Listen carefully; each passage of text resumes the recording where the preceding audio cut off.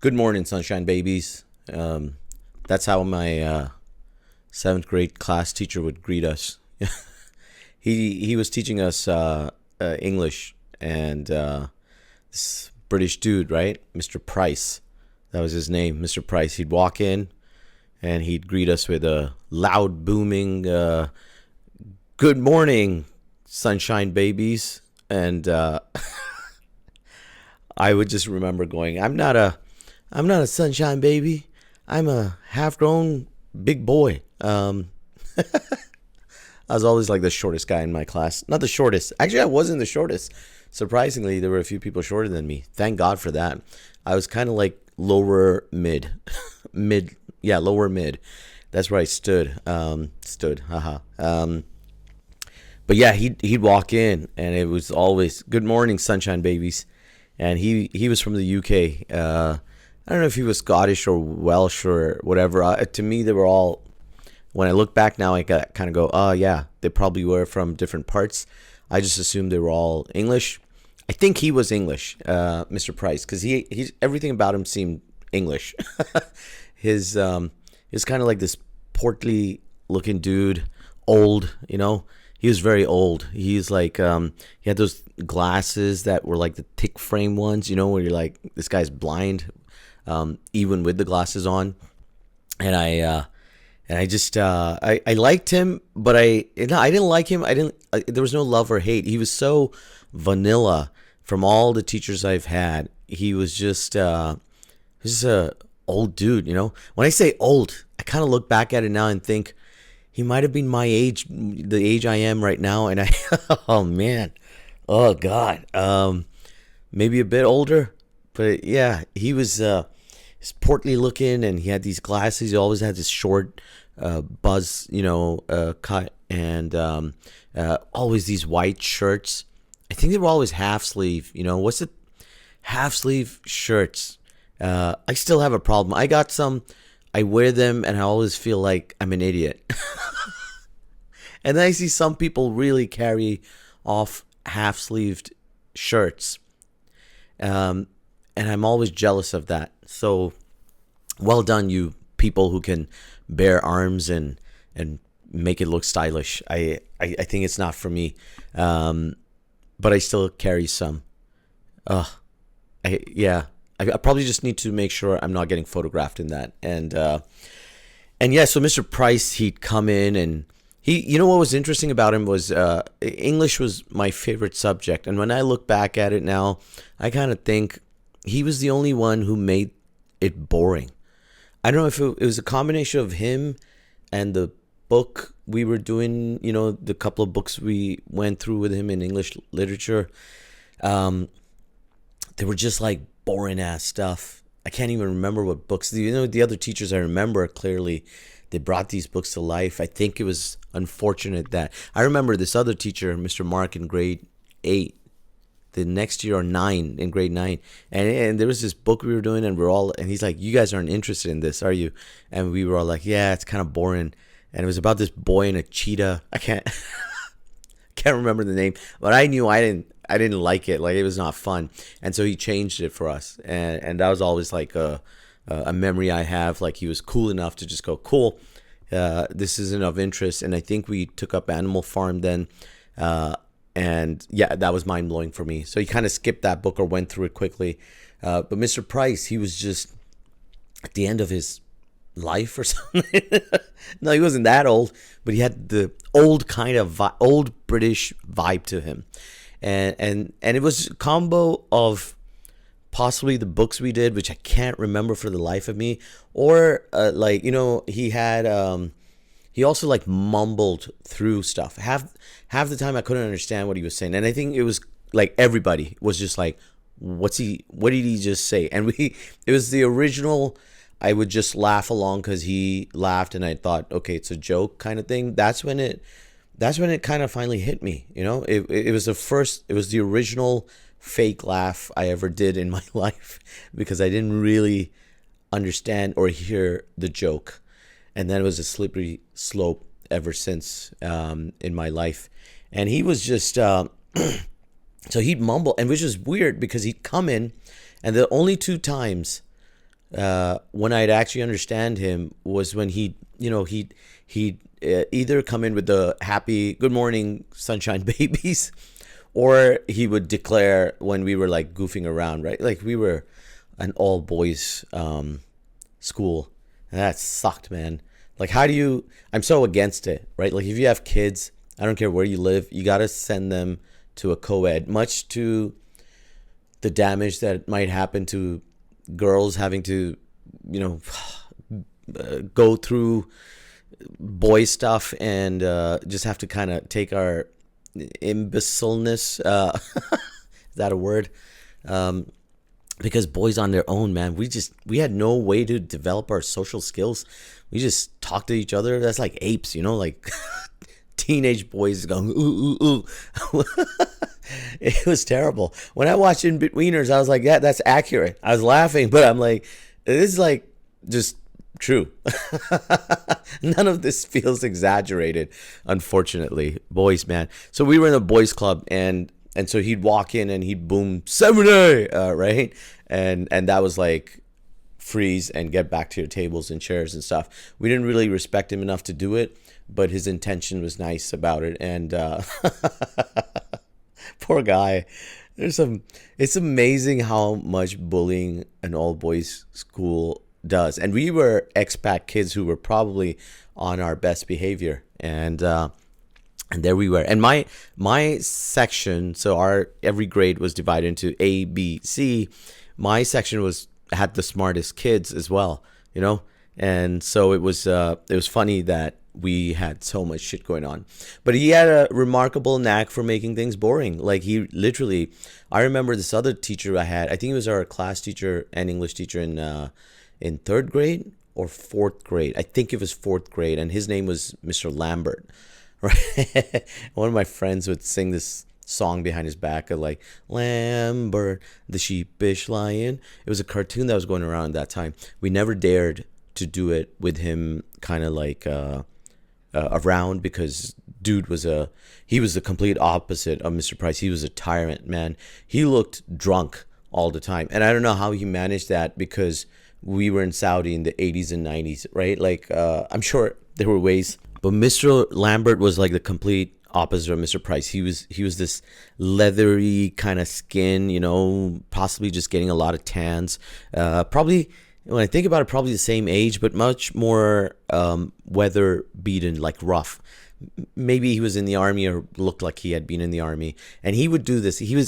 I hated him because he had this thing of like, if he caught you doing something, he'd poke you with his finger on your head like that, or on your back, you know. And it's like, you can't call it like hitting, but it was just painful enough and annoying enough to kind of make you go, you know.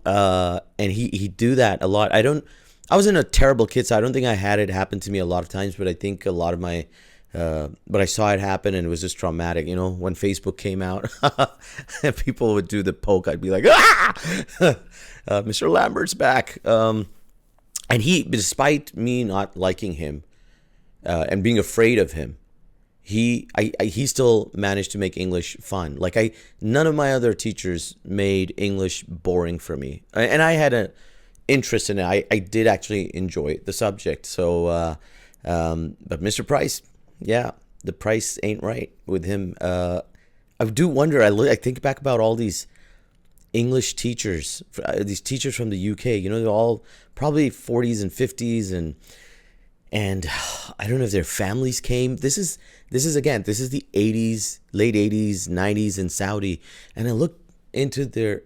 I've never had this thought cross my mind, but when I think about it now, it's like, what happened to their lives that they ended up in Saudi Arabia? You know, what made them go, well, it can't get worse than this? I'm sure maybe the pay was really good, tax-free and blah, blah, but, oh, man, to give up your life. I get it now. Like, people want to move to the Middle East, and it's much easier and blah. If you don't know what it was like in the 80s and 90s, everything was hard over there. Like, money was the only good thing, and it was cheap. That's about it. And good food, maybe. But everything else, you know, it was just like really controlled, and I don't think they were getting paid like a huge sum. Maybe better than the UK. I don't know. I really think it's, when I think about it now, it's like kind of sad. What caused them to move? What would make me go, what's the equivalent? I can't even think of North Korea, Iran, maybe at this point right now. Although I've lived in Iran, I like it. Like it's been a nice place, beautiful people and stuff. So I don't have North Korea just because I don't know it. And I go, if someone made me, what would happen in my life? What would be so terrible that I go, well, screw it, I'll take that job in North Korea. I can't imagine like anything terrible enough to cause me to do that. And yet there were like this army of English, British, UK teachers in my school. And yeah, I wish I could talk to them and ask them, hey, what was your trauma? what what were you doing there? Overall, I always mention that I ended up having a good time, good friends, and when you're a boy, yeah, there's certain limitations, certain things you kind of get annoyed about. But overall, I just want to play sports, hang out with my friends, and most of the time I managed to do that. I don't know what kind of effect it had on me for my whole life and stuff. I do think about that, about growing up in this weird experimental environment. But I'm glad for the friends I had. Some of those guys I'm still in touch with, and always when I hear from them or I get to hang out with them, which is rare, they're all in different places in the world. I always kind of feel at home with them, and feels good, this bond. Maybe it's like this war bond. We went through this together, brothers, and maybe it's that. I don't know, but that's some history, huh? And I actually started this episode thinking I'll talk about this other incident because I've been thinking about this memory of mine. This happened a couple of years ago. Speaking about friends, like he called me out of the blue. I hadn't really been hanging out with him much, and he was just he's like, hey, let's meet up and stuff. And quite recently, he had lost a loved one. This Indian friend of mine, like he younger than me and full of life usually, and he just had a couple of kids. He had one kid at that time, really nice, happy married life and stuff. And I meet him for lunch, and he kicks it off by he's talking about like he's doing some new stuff, new business and everything. I'm like, good. He always wanted to get into some, because he was a medical profession by career up until then. And we sit down and he talks about selling his car and not being attached to material stuff. And I in the back of my mind, I'm like, yeah, I get it. He's losing loved ones can really make you reflect and reevaluate things in your life. And we're having a decent time. And then he slips in, he brings up his business, and he goes, it's a marketing thing. And I'm like, oh, that's great. I was thinking maybe content creation or whatever it was. This is post-COVID, so a couple of years into COVID, after COVID. And then he just goes, oh, yeah. He starts telling me the details. And it was here's the crazy thing, it was word for word to what another guy, and that wasn't even a friend, he was an acquaintance from the theater scene, had called me over to hang out once. And I was like, it's very cool. He was like an elderly, he was known for being a good director and stuff. And I was like, hey, I'll learn. It's so nice of him to want to hang out with me. I'm just starting out. So that was that long ago. And it was word for word, the same pitch. And like 30 seconds into it, I was like, no, please don't go there. Do not do this, dude. Do not, no. And he did. And he's talking about a pyramid scheme. And, but that's the crazy thing. 10, 15 years apart, the same script. And he had fallen for it. And he was like, doing the whole sale. And I'd already gone through it with the other guy. And I was much younger and dumber back then. I was lucky. I don't know how I did not end up doing that, because I'm not a genius, and the smartest of people fall for scams of all kinds. So I don't think people should feel guilty about falling for scams. I really don't, because honestly, emotionally and stuff, you don't realize it while it's happening in the moment. So considering how dumb and young and stupid I was, I don't know how I managed to escape that one. But now I'm like older and stuff, and I'm like looking at him going, wow, you really going to pitch me a pyramid scheme? But I let him talk. I let him finish. I was like, maybe it'll be good practice for him to get off the script a bit or something. And and it's always that Office episode. They draw it. They draw it on a piece of paper and they go, da, da, da, da, da. This is how it will work and blah, blah, blah. And as they're doing it, I'm like, look at the pyramid that you have just drawn. And they don't get it. And it's there. And it's in the Office episode, which is genius. But the best comedy is real stuff, right? And he pitched it, and I felt bad for him. I walked away thinking, I've lost a friend. I didn't get in touch. His life has been weird since unfortunately, and not that I'm, most people can go through loads of things and shifts and everything. And I hope the best for him. I didn't, I didn't lose him completely, but we had kind of drifted away. I should have known when he reached out, when he had kind of reached out after a long time anyway. But I thought, nah, he treats me like an older brother and stuff. He probably wants to catch up. I felt good about it until I paid for the lunch and dropped him to the metro and had to endure his awful pitch, which was quite unpolished as well, unfortunately. So I went through that and I go, okay, that was another moment that stood out for me, and it makes me think about all the kinds of stuff people fall for. And this is the reason I'm saying it's not because people are stupid or anything. I've fallen for stuff. I tried drop shipping right after oh, I'm admitting this on my podcast, man. I tried drop shipping right around the COVID time when everyone's doing it. I got into trading Bitcoins and stuff, not in a good investment way. I'm not an investment advisor, of course, but I do know enough now, and I knew it back then too. Don't get into the trading game. I don't have the time or the intelligence to do it, but you get like desperate, and people sometimes, I think people there are too many people who hate their jobs, and life has become so expensive that everyone's kind of looking for the easy way out. And so there's a lot of stuff that goes viral on TikTok and whatnot, and people just keep falling for this passive income thing. That's the real scam that's happening now, I think, because passive income is like, there's hardly anything that really qualifies as passive income. The passiveness of it is so misleading, because I kind of look at it and I go, no, man. If the only way it works is if you've got huge investments that are doing well, and you've got amazing amount of dividends coming from it, or something, or interest that you earn from the bank account. That would require you to have like millions. All right. Again, not a math or finance genius, but enough to know that's a lot of money you'd have to have parked in there. And I'm talking a lot for it to be just what you live off on, or if it's passive income, blah, blah, blah. Most of the time, they're pitching these businesses like drop shipping or whatever that I fell for as well. That you think about it and you're like, this isn't like a great kind of. This isn't like I'm just sitting around.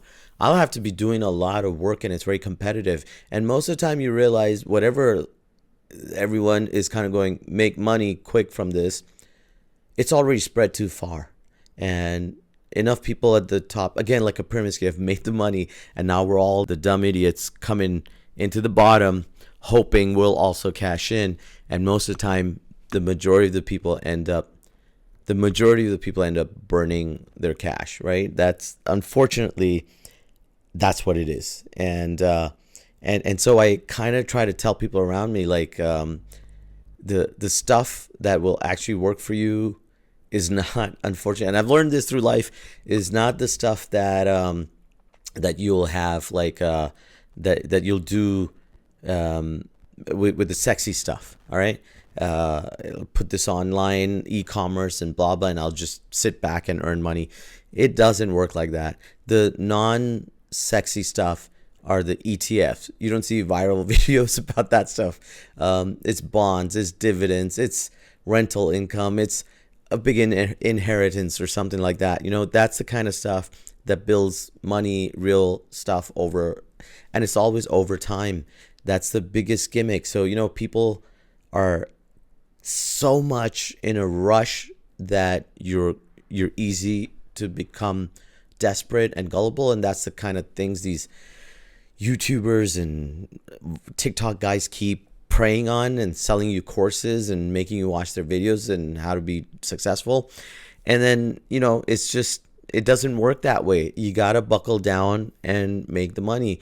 You might hate your job and you want freedom, but it's really just your boss or something. And you got to deal with that. Like, learn. Sometimes it's actually a good lesson. You learn more from the bad things that happen. And I'm not preaching this, but it's just the truth. You end up learning more. I've learned a lot more from terrible people because you learn to handle them. You learn to go, this is my weak point. And I'm not going to go seek it. I don't like to go seek it. I'm a non-confrontational guy, but I kind of just go, I need to avoid this stuff. Or I know how to handle it better now. Next time this stuff happens to me, I'll make sure that I'm more ready for it, mentally, and it toughens you up. So you got a bad boss, you got a bad job you don't like. That's just the truth of life. As long as you're earning enough income and you want to grow and invest in yourself, just take some ownership, grow, do the hard work. It takes time to build wealth and careers and stuff. And this whole version of social media pushing the speed down our throats is what gets to me. And that's why I'm like, you gotta just be honest with yourself and go, this is how it's actually going to happen. Some people get lucky occasionally. You might have a stock, you put some money, it goes, the stock market's doing well, so you might go, hey, I made this much money and I'm awesome. But most of the time, you got to buckle down. So I'm not going to go further into it. I don't mean to lecture people. I'm just talking about from my own experiences, and I feel like how many more of us need to get scammed before we realize this is not revolutionary stuff. Because you got to remember, all these people are making money from teaching you how to make money when they haven't. There are too many people out there who don't have any proof of having done it themselves. So be honest. You're not building an empire. You're just trying to quit your job without telling your boss.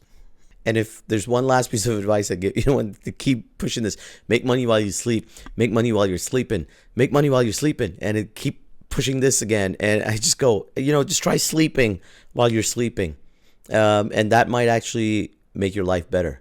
All right, I'll catch you guys in the next episode.